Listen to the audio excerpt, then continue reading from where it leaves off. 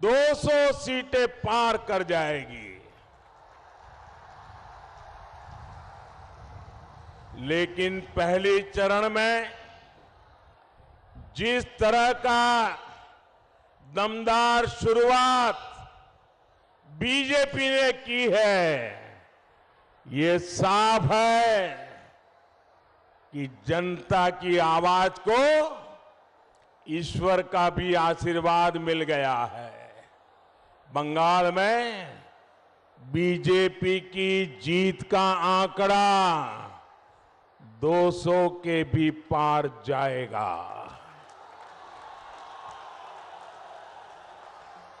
आज दूसरे चरण में भी लोग भारी संख्या में पोलिंग बूथ पर पहुंच रहे हैं। हर तरफ बीजेपी ही बीजेपी है, बीजेपी की लहर है। भाई और बहनों, आज यहां आपके बीच किसी भी चर्चा से पहले मैं बंगाल की बेटी शोभा मजुमदार जी को आदरपूर्वक श्रद्धांजलि देना चाहता हूं।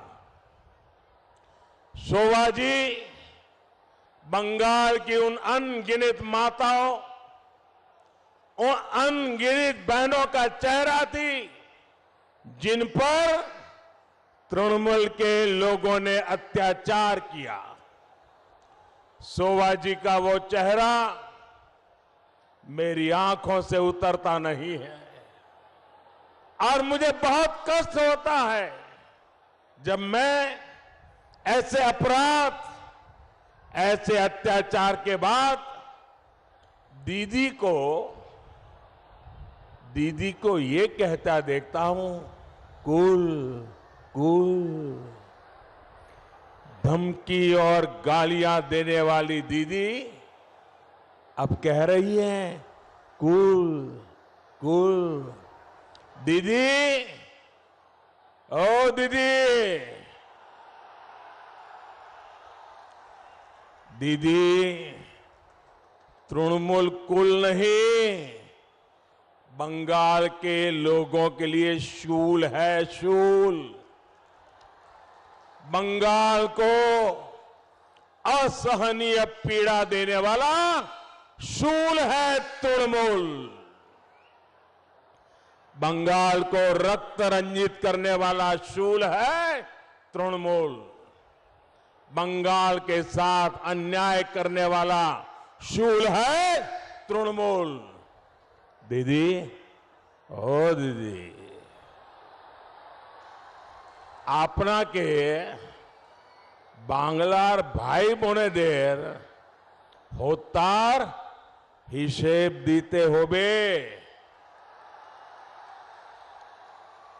আপনাদেরকে মায়েদের ছেলের হত্যার হিসেব দিতেই হবে। রক্তের খেলা চলবে না। मैं कहूंगा, आप भी मेरे साथ बोलिए, चलबे ना, चलबे ना। रक्तेर खेला चलबे ना। रक्तेर खेला, रक्तेर खेला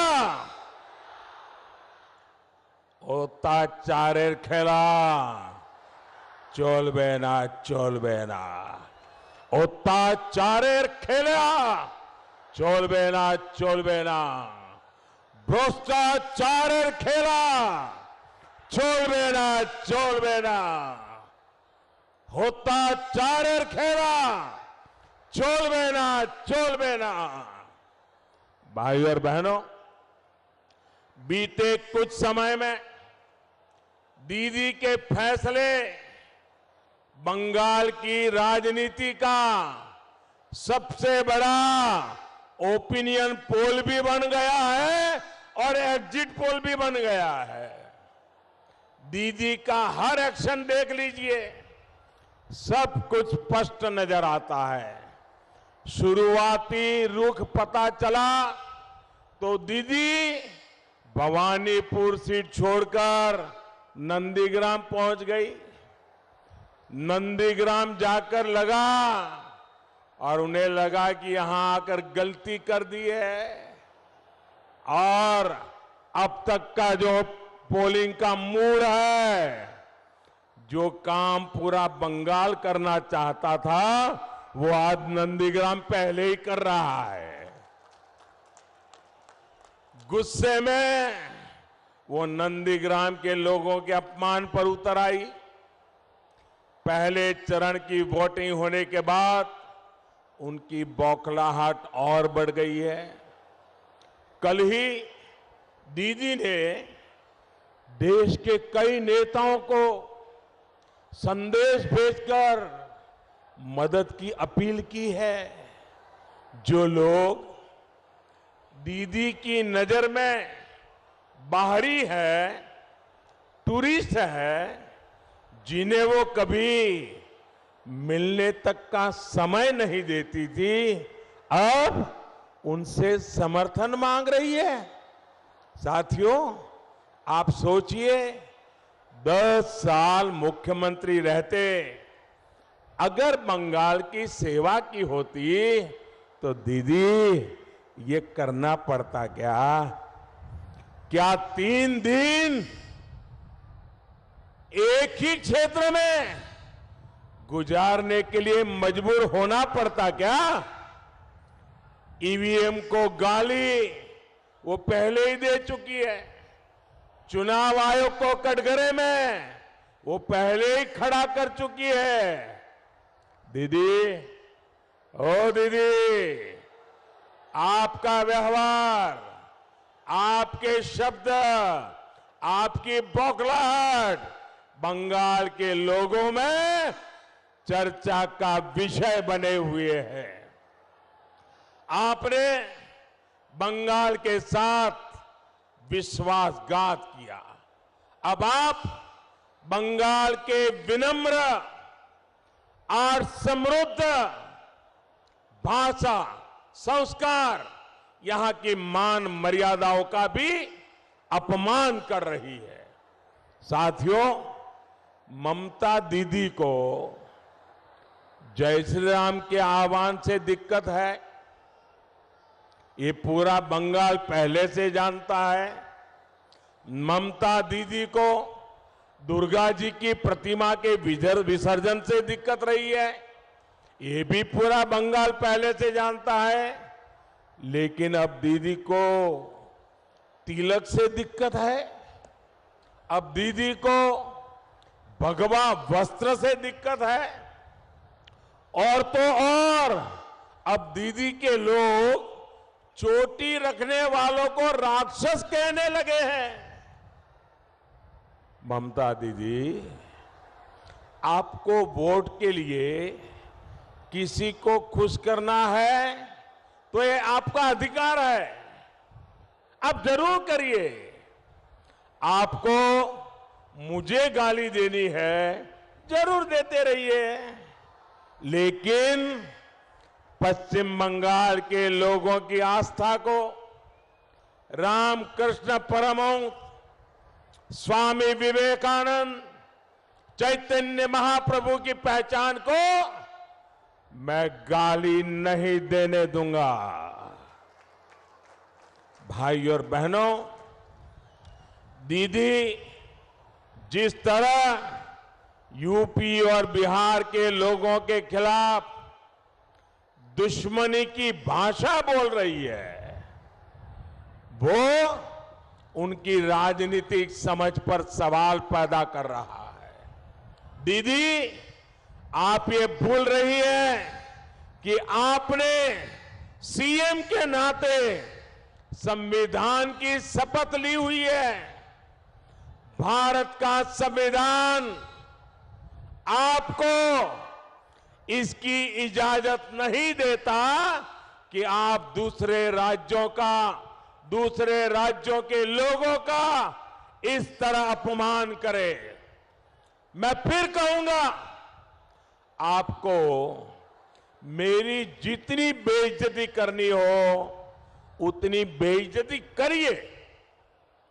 स्क्रू ढीला हो गया जैसी बातें, एक से एक भद्दी गालियां आपने मुझे दी है। लेकिन दीदी, मेरा आग्रह आपसे यही है कि देश का संविधान का अपमान मत करिए। बाबा साहब आंबेडकर की भावना का अपमान मत करिए। वाकई साथियों, मैं हैरान हूं कि दीदी को क्या हो गया है। कुछ दिनों पहले मैं बांग्लादेश गया था। वहां मैंने 51 शक्तिपीठों में से एक जशोरेश्वरी काली माता मंदिर के दर्शन किए, पूजा अर्चना की। लेकिन दीदी को इस पर घोर आपत्ति है। मैंने ओराकांदी में हरिचरण ठाकुर, गुरुचरण ठाकुर जी की पुण्य भूमि में जाकर पूरे देश के लिए आशीर्वाद मांगा। ये देखकर भी दीदी का गुस्सा 7वें आसमान पर पहुंच गया। आप बताइए साथियों, मां काली के मंदिर में जाना गलत है क्या? गलत है क्या? ये मेरी सारी माताएं बहनें कह रही है नहीं, गलत नहीं है। हरिचंद ठाकुर जी को प्रणाम करना गलत है क्या? दीदी, ओ दीदी, दीदी आप हमको जानती नहीं हो। दीदी, हम सीजनल श्रद्धा वाले लोग नहीं हैं। हम अपनी आस्था, अपनी परंपरा पर हमेशा गर्व करने वाले लोग हैं। भाई और बहनों, दीदी की समस्या क्या है वो ये पूरा क्षेत्र जानता है, ये सुंदरबन का इलाका जानता है। घुसपैठियों को खुश करने के लिए दीदी बंगाल के लोगों को भूल गई।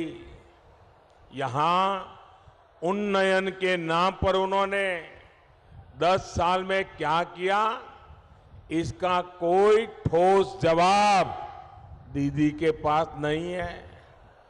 तेज पानी से बचाने के लिए डैम की क्या हालत है, ये आप लोग अच्छी तरह जानते हैं।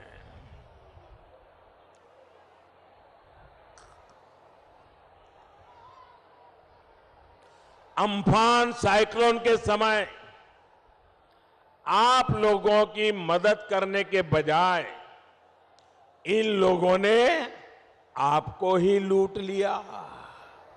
उस समय केंद्र सरकार ने जो सैकड़ों करोड़ रुपए भेजे थे, वो राहत पीड़ितों के बजाय टीएमसी के दफ्तरों में पहुंच गए।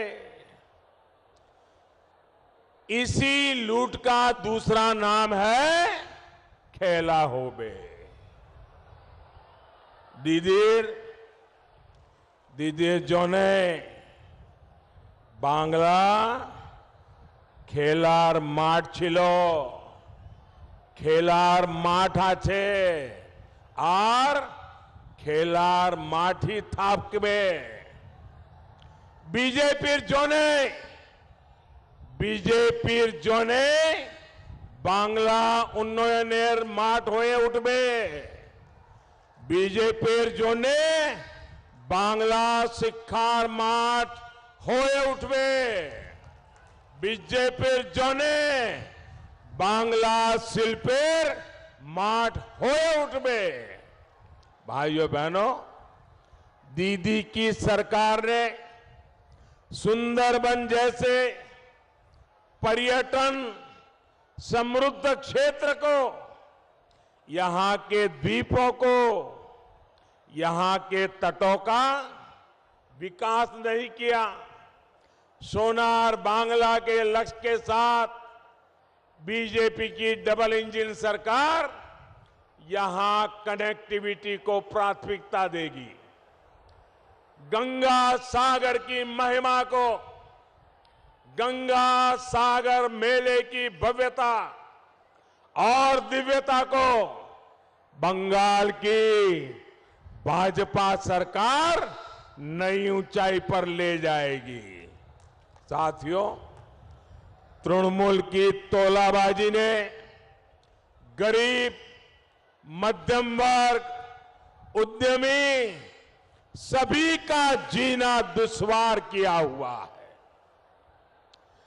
घर बनता है तो उसमें कटमनी, बच्चों के एडमिशन, जॉब की एप्लीकेशन, उसमें भी कटमनी, होम लोन हो, एजुकेशन लोन हो, अस्पताल में एडमिशन हो, हर जगह कटमनी, कटमनी, कटमनी। गरीबों, दलितों, पिछड़ों को इस स्थिति ने सबसे ज्यादा परेशान किया है।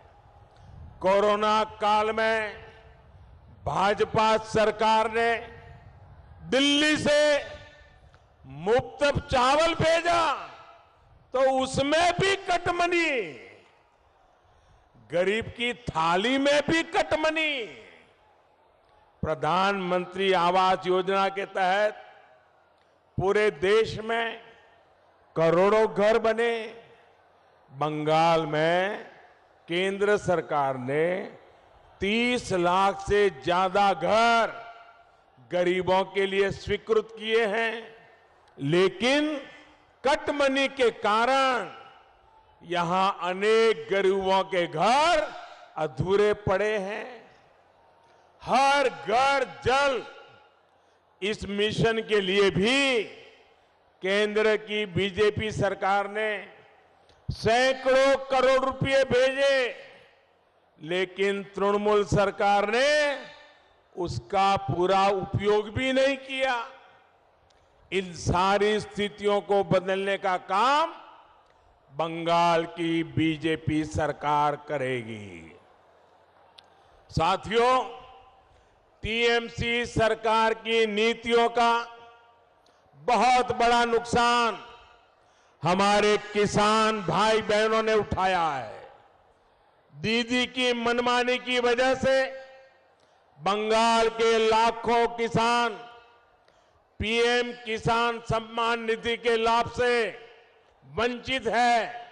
साथियों, किसान सम्मान योजना के तहत पूरे देश में 10 करोड़ से ज्यादा किसानों के बैंक खातों में 1.25 लाख करोड़ रुपए से ज्यादा जमा कराए जा चुके। 1.25 लाख करोड़ 10 करोड़ किसानों के खाते में, कोई कटमनी नहीं, सीधा सीधा। बीते 3 वर्षों में देश भर के किसानों के बैंक खातों में सीधे पैसे ट्रांसफर हुए हैं, लेकिन दीदी ने बंगाल के किसानों से न जाने किस बात की दुश्मनी निभाई है।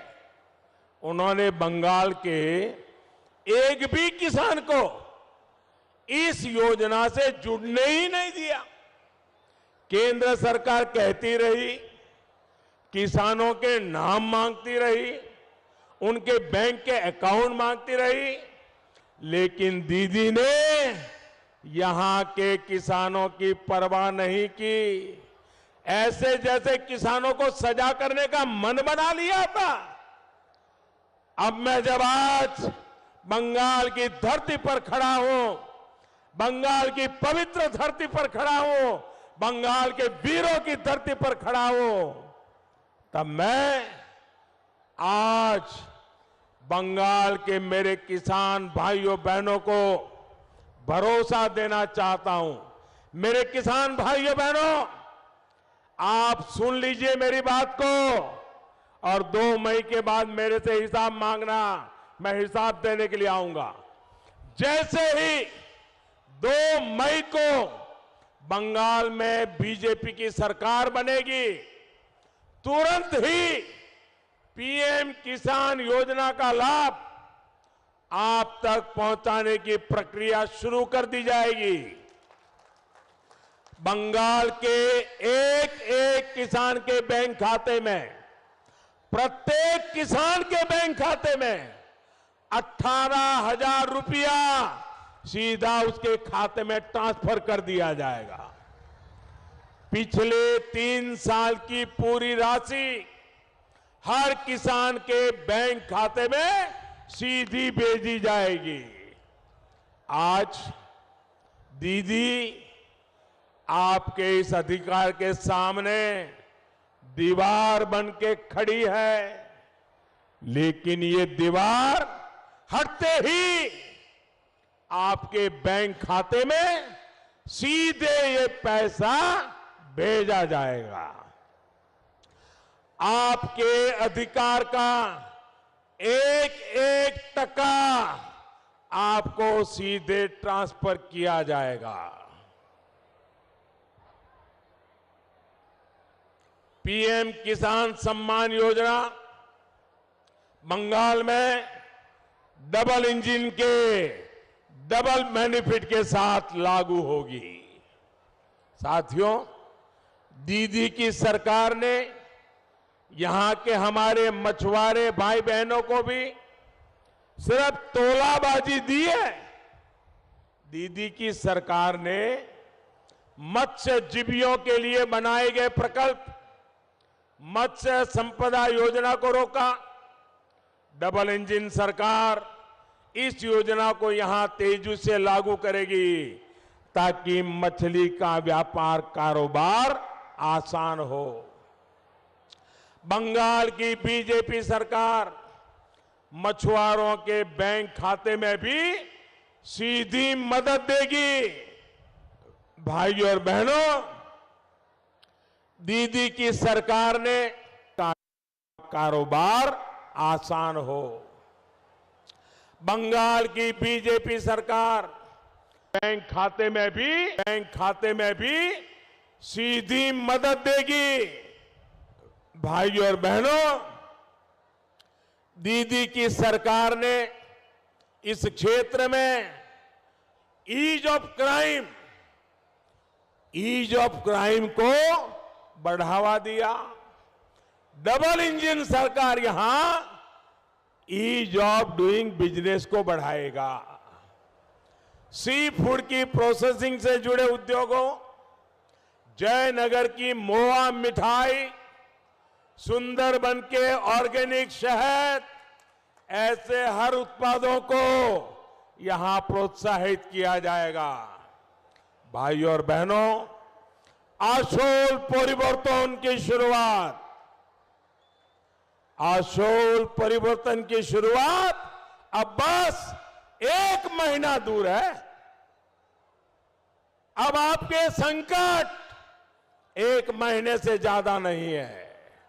मुझे पता है कि यहां कुछ लोग अभी भी जनता के लोकतांत्रिक अधिकार में रोड़े अटकाने में जुटे हैं। मेरा उन सभी से कहना है कि संविधान का, कानून का सम्मान करें, कानून का मान रखें। अपने कर्तव्य से पीछे हटने वालों के खिलाफ बंगाल की बीजेपी सरकार कड़ी से कड़ी कार्रवाई करेगी। भाइयों बहनों, রবি ঠাকুর ঠিকই বলছেন, নাই নাই ভয়, হবে হবে জয়। নাই নাই ভয়, হবে হবে জয়। নাই নাই নাই নাই নাই নাই হবে হবে হবে হবে হবে হবে। আপনারা ये पौधो फूल फोटाबेन। आप भारी संख्या में कमल छाप पर मतदान करेंगे। इसी विश्वास के साथ आप सभी का बहुत बहुत आभार। दोनों मुट्ठी बंद करके मेरे साथ बोलिए, भारत माता की, भारत माता की। इतनी बड़ी तादाद में आप लोग आए हैं, जहां मेरी नजर पहुंचते हैं लोग ही लोग हैं, लेकिन माताएं बहनें इतनी बड़ी संख्या में आशीर्वाद देने के लिए आए हैं। ये मेरे जीवन में एक बहुत बड़ा शक्ति का संचार कर रहा है। मैं माताओं बहनों को विशेष प्रणाम करता हूं कि आप इतना समय निकाल करके मुझे आशीर्वाद देने आए हैं। आप सब माताओं बहनों को मैं फिर से एक बार विशेष रूप से प्रणाम करता हूं। बहुत बहुत धन्यवाद। भारत माता की।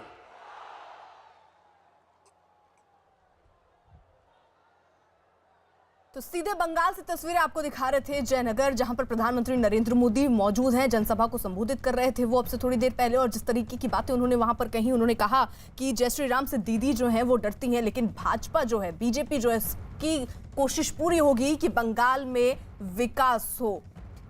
सीधे निशाने पर ममता बनर्जी को लिया। क्या कहा प्रधानमंत्री नरेंद्र मोदी ने, एक बार फिर से आपको सुनवा देते हैं। कि आपने सीएम के नाते संविधान की शपथ ली हुई है। भारत का संविधान आपको इसकी इजाजत नहीं देता कि आप दूसरे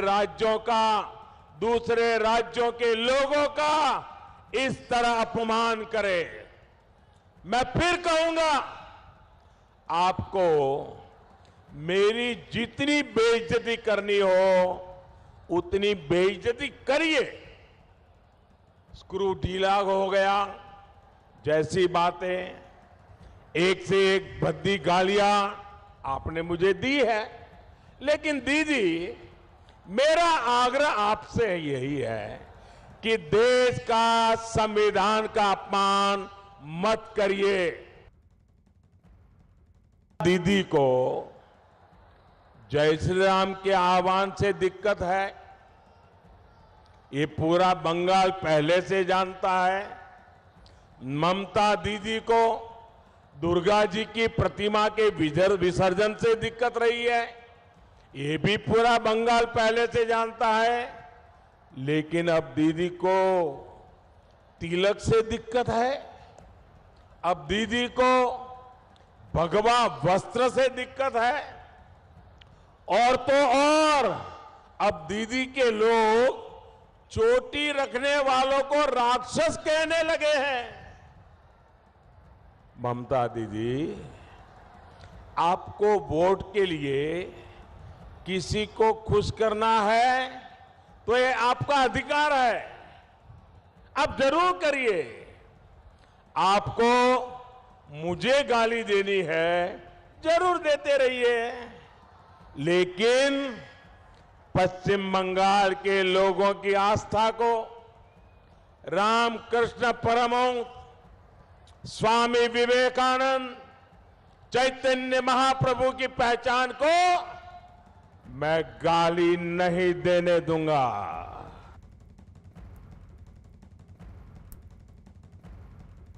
नेटवर्क 18 की पहल और आईटीसी की खास पेशकश स्वाभिमान भारत में हम आपके लिए देश भर से ऐसी कहानियां लाते हैं जो आत्मनिर्भरता का बेहतरीन उदाहरण पेश करती हैं। इनमें से कुछ कहानियां उन जानी मानी संस्थाओं के बारे में हैं जो सरकार की ओर से चलाई जा रही हैं और देश को गौरवान्वित कर रही हैं। DRDO और एक ऐसी ही संस्था है जिसकी 50 से अधिक प्रयोगशालाओं का नेटवर्क रक्षा तकनीकों पर अनुसंधान करके नई तकनीक विकसित कर रहा है।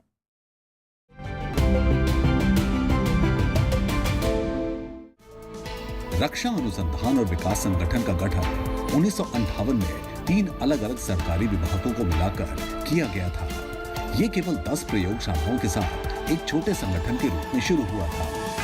In the beginning, it was more on the inspection and then more on the scientific research, and then from there it moved to the technology development, and then later the systems development. In the 1980s, in fact, when Dr. APJ Abdul Kalam, when he became the director of DRDL, the first major program of DRDO as a program development has been taken up. That is the Integrated Guided Missiles Development Program, wherein 5 missiles, the Prithvi, Agni, Akash, Trishul and Nag development has been taken up.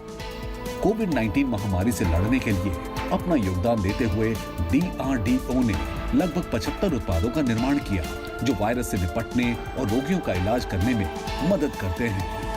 DRDO का लक्ष्य न केवल एक आत्मनिर्भर राष्ट्र का निर्माण करना है, बल्कि इसे रक्षा उपकरणों का बड़ा निर्यातक बनाना भी है। यकीनन इन्हें स्वाभिमान भारत का शानदार उदाहरण कहा जा सकता है।